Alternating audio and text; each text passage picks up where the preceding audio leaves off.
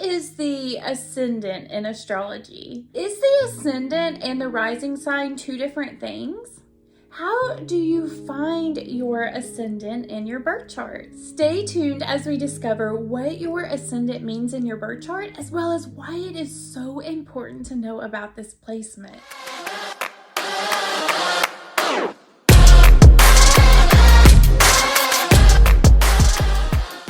To be doing a series on the rising signs, but I wanted to first go over what the ascendant is. I guess in that last sentence, you heard me talk about a rising sign and your ascendant.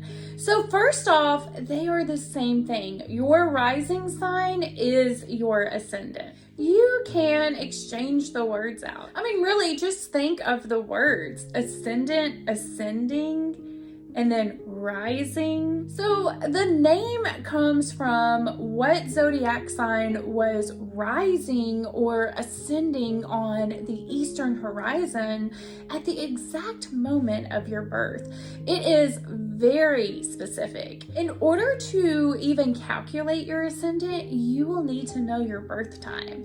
It's that specific, and the closer you know the exact time, the more detailed you can get in a reading. The ascendant is a very important part of your chart. It actually sets the stage for everything in your birth chart. Because of your ascendant, you will know your houses in astrology. The ascendant will be in the first house, and whatever sign your ascendant is in will be the beginning of your house rulers. To find your ascendant, you can go to astro.com, astroseek.com, or any other reputable website that provides free natal charts. You can also find some books that have charts. I know I have a book that has astrological tables starting at 1900, and you can search one by one to see what planet is in what sign. But honestly, in this day and time, I just go to one of the websites, type in my information, and get a free natal chart.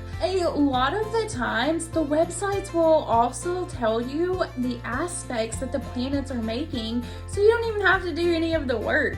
You can also have an astrologer get you a chart. So lots of options to find out what your rising sign is. But you will have to know your birth time. A general birth time works. It does help narrow down things, but the exact time is better. So if you are new to astrology, you may have heard of people talking about your big three. Now, the big three consists of your sun sign, your moon sign, and your rising sign. These can all be in the same sign. I know Leah from Love Island was a triple Leo. They can all three be different, or maybe you have two that are the same. Your ascendant has the potential to be in any sign. Mercury is always no more than 2 signs away from your sun sign, but the ascendant doesn't have that restriction.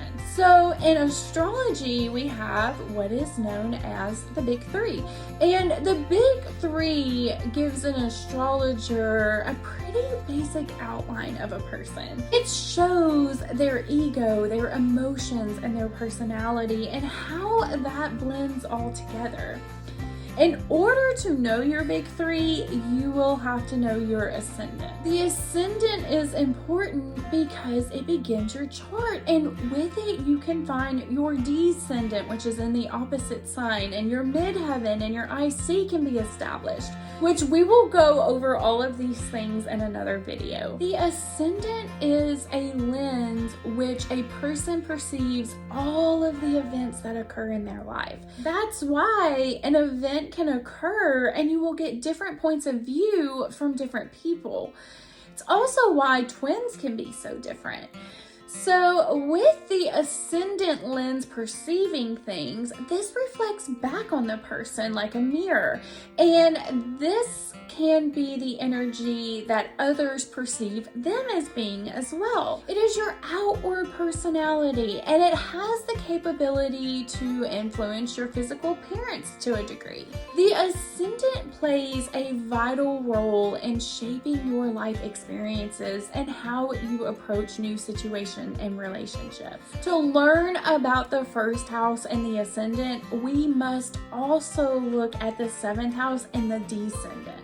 And if you are interested in learning about your rising sign in greater detail, then be sure to visit my rising sign playlist where you can find a video for each sign. And those videos go over how each personality presents itself to the world. So you can learn why a party can go on, yet you get 12 different perspectives of how the party went. Or why a set of twins may be vastly different personality-wise, even if they were just born minutes apart. As always, my little buttercups, I have enjoyed going on a journey with you, unraveling what the rising sign is in your birth chart. I look forward to seeing you in my next video. Mwah!